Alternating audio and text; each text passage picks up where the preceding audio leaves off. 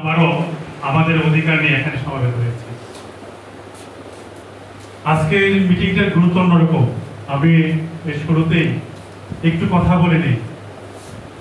বাংলাদেশ প্রতিবন্ধী বিদ্যালয় সমন্বয় পরিষদের জন্ম হয়েছিল 1 জানুয়ারি 2022।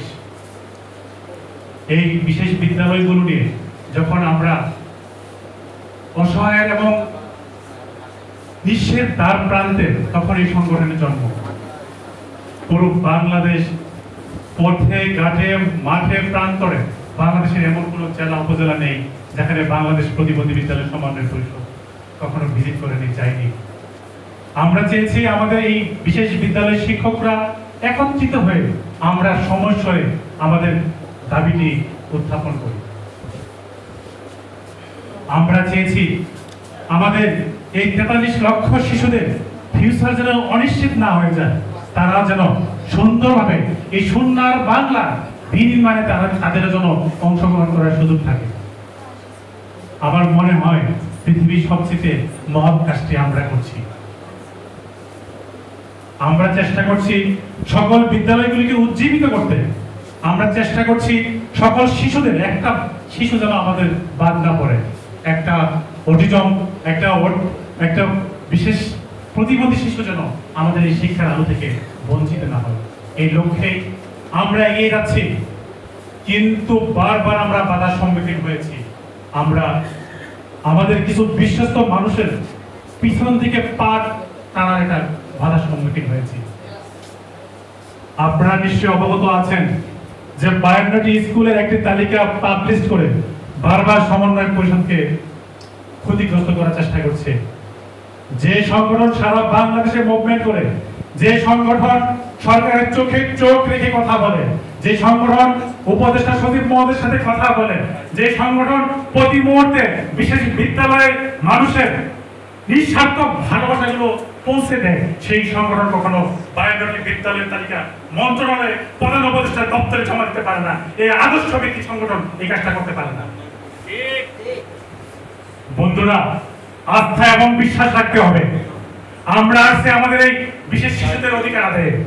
আমরা কোনো খেলায় আসিনি, আমরা কোনো কি করতে আসিনি, আমরা আসছি আমাদের অধিকার আদায় করতে। ষড়যন্ত্র করে সমন্বয় পরিষদকে দামানো যাবে না, মিথ্যা বিভ্রান্ত করে এই সংগঠনকে হেয় প্রতিপন্ন করা যাবে না। 1,47,00,000 মানুষের সংগঠন এটি। সারা বাংলাদেশে আমাদের দেশের মোট জনসংখ্যার 15% প্রতিবন্ধী। সেই হিসাবে 1,67,00,000 মানুষের এই সংগঠন। এই সংগঠনকে ফু দিয়ে ধাক্কা দিয়ে উড়িয়ে দেওয়া যাবে না। এটা হচ্ছে বাংলাদেশ প্রতিবন্ধী বিদ্যালয় সমন্বয় পরিষদ। প্রিয় সহযোদ্ধা, বিদ্যালয়গুলো সর্বশেষ নিয়ে আমরা মাননীয় উপদেষ্টা এবং সচিব মহোদয়ের সাথে কথা বলেছি। ওনারা কথা দিয়েছিলেন অতি শীঘ্র একটা সমাধান দিবেন। পাশাপাশি বর্তমান প্রেক্ষাপটে আমাদেরকে কি করণীয়, এই মুহূর্তে আমরা কি করব, তাই আজকে আমরা আমাদের জেলা বিভাগীয় নেতৃবৃন্দকে আমরা আজকে এখানে দেখেছি। আপনাদের সকলের মতামতের ভিত্তিতে আমরা একটা সিদ্ধান্তে উপনীত হব। মনে রাখবেন, আপনাদের এই মতামতের ভিত্তিতেই সমন্বয় পরিষদের ফিউচার এবং আমাদের এই বিশেষ বিদ্যালয়গুলোর ভবিষ্যৎ সুনিশ্চিত হবে। আপনারা অত্যন্ত সুশৃঙ্খলভাবে আপনাদের মতামতগুলো উপস্থাপন করবেন। আপনাদের সকলের মতামতের ভিত্তিতে আমরা একটা সিদ্ধান্ত উপনীত হব।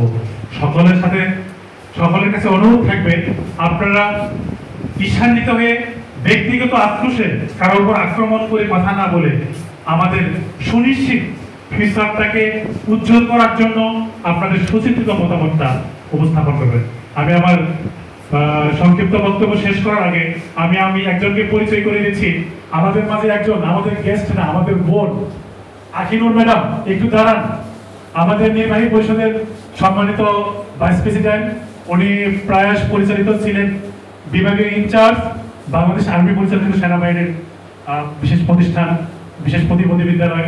উনি আমাদের কেন্দ্রীয় কমিটিতে আছেন। অনেকদিন ধরে উনি আসলে আসা হয় না। আজকে আমাদের মাঝে উপস্থিত হয়েছেন। ওনাকে করতালি দিয়ে আমরা ছাত্রদের গ্রহণ করে দিচ্ছি। সবাই ভালো থাকবেন এবং এক এক করে আমরা আমাদের সুচিন্তিত মতামত